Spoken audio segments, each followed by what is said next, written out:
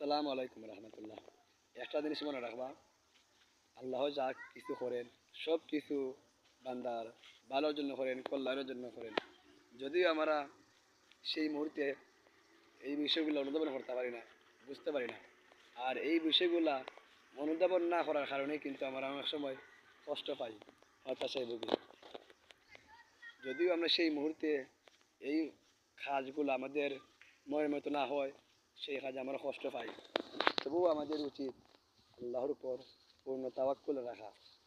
কারণ একসময় মানুষ কিন্তু ঠিকই বুঝতে পারে, যারা একটু গভীরভাবে নিজেকে নিয়ে চিন্তা করে তারা ঠিকই বুঝতে পারে যে আসলেই আল্লাহ বান্দার ভালোর জন্য করেছেন।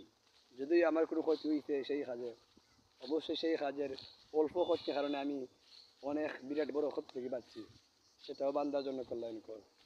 সুতরাং সব কিছুই কিন্তু আমরা কল্যাণ পাই, কিন্তু হয়তো আমরা অনেক সময় বুঝতে পারি না। সুতরাং আল্লাহর প্রতি পূর্ণ তাওয়াক্কুল থাকা দরকার, এবং নিজেকে যে কোনো বিপদে আপদে আসলে হতাশায় না ফেলে দেই, সে বিষয়ে সবাই সচেতন থাকা দরকার। আসসালামু আলাইকুম।